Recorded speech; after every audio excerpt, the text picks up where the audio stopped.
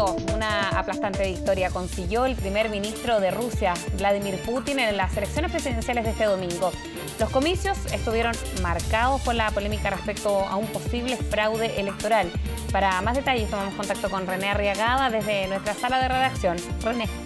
Así es, Fresia, como tú lo decías, ya con poco más del 50% de los sufragios escrutados, Vladimir Putin vuelve al poder, el hombre que ha marcado la política rusa durante los últimos 12 años, primero como presidente, 8 años y luego 4 años como primer ministro. Poco más del 64,37% de los sufragios obtiene a esta hora. Entonces el candidato de Rusia Unida es seguido por el líder del Partido Comunista de Rusia, Gennady Zyuganov. Fue el segundo candidato más votado con el 17,07% de los votos. El tercer lugar lo tiene hasta ahora Mikhail Prokhorov con 6,92% de los sufragios. Eran más de 110 millones de rusos los que estaban llamados a pronunciarse en estos comicios, en los que ya en la previa figuraba Putin como el absoluto favorito para regresar al cargo que dejó, tal como lo decíamos, hace ya 4 años en manos de su hombre de confianza, Dmitry Medvedev. Importancia mundial de estas elecciones porque Rusia es un país que tiene las mayores reservas minerales y energéticas del mundo, es parte del G8, del Consejo de Seguridad de la ONU y conserva parte del aura de la influencia que heredó tras la caída de la Unión Soviética. Irregularidades, por cierto, envolvieron este proceso, una elección, como hemos sabido, que no ha estado exenta de polémica. ¿Por qué? Por una serie de manifestaciones populares, acusaciones de fraude electoral en las pasadas legislativas. En medio de esas graves acusaciones, entonces, se desarrollan estas elecciones. Mikhail Gorbachev, ex líder de la Unión Soviética, duda que estos resultados reflejen el ánimo de la sociedad rusa y llamó a reformar el sistema electoral. Solo unos minutos después que el presidente, lo vemos ahora en esas imágenes, que el presidente electo, Vladimir Putin, votó en la Academia Rusa de Ciencias de Moscú. 3 mujeres con sus cuerpos pintados, con consignas en contra del actual primer ministro, protestaron con sus pechos desnudos e intentaron robarse la urna. Ellas pertenecen al grupo Femen y ya las hemos visto en varios actos políticos. Bueno, mientras uno de los líderes de la oposición además también se suma a estas críticas, el ex primer ministro de Putin, que en su primer periodo, entre el año 2000 y 2004, Mikhail Kasyanov, adelantó que protestarán a partir de mañana por los resultados de estas elecciones. Escuchamos lo que declaró entonces este ex ministro de Vladimir Putin y el propio Vladimir Putin.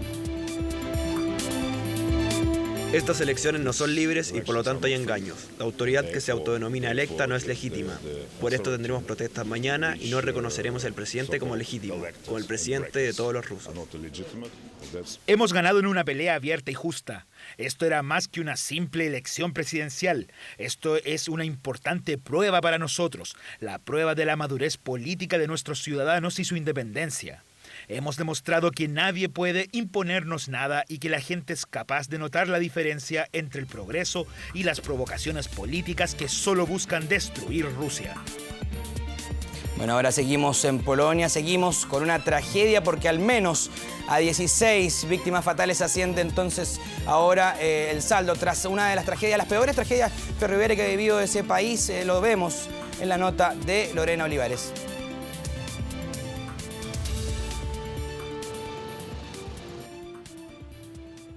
Se trata de la peor catástrofe en muchos años. Con esas palabras, el primer ministro de Polonia, Donald Tusk, describió lo ocurrido el sábado por la noche. Los trenes colisionaron en la localidad de Chalupki, en la provincia de Silesia.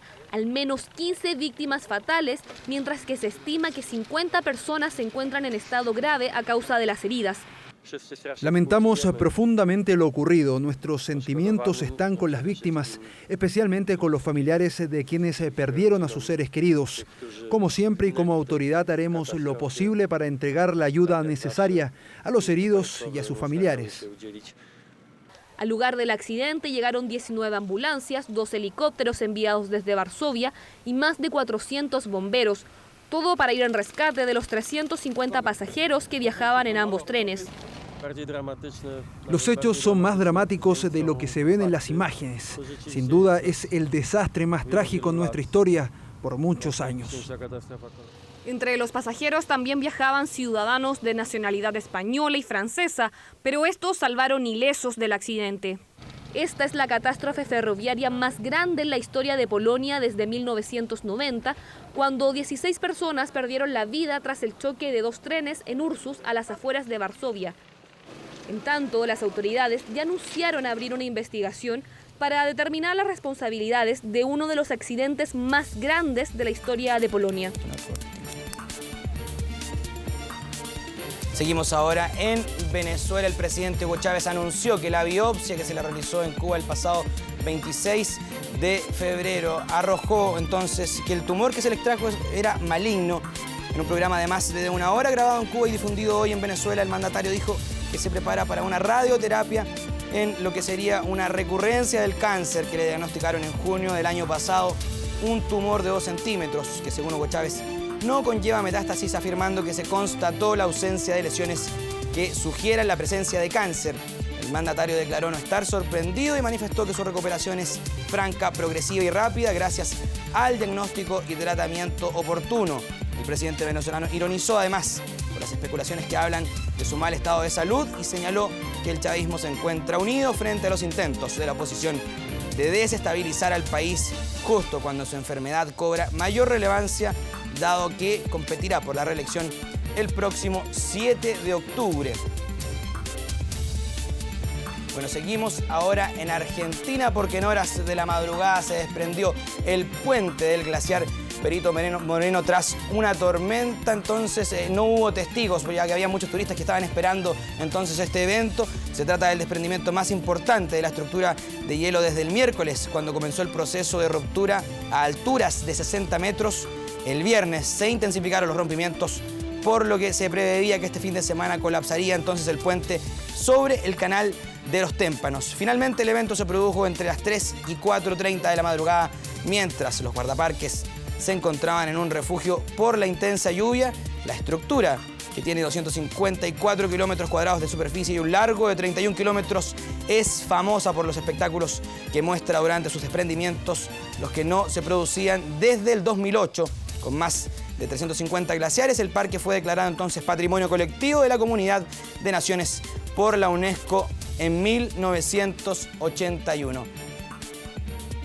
Con estas imágenes entonces, de las que lamentablemente no hubo testigos porque ocurrió durante la madrugada, nosotros despedimos nuestra revisión desde acá, desde la sala de redacción Fresia. Muchas gracias, René. Buenas tardes. Buenas tardes.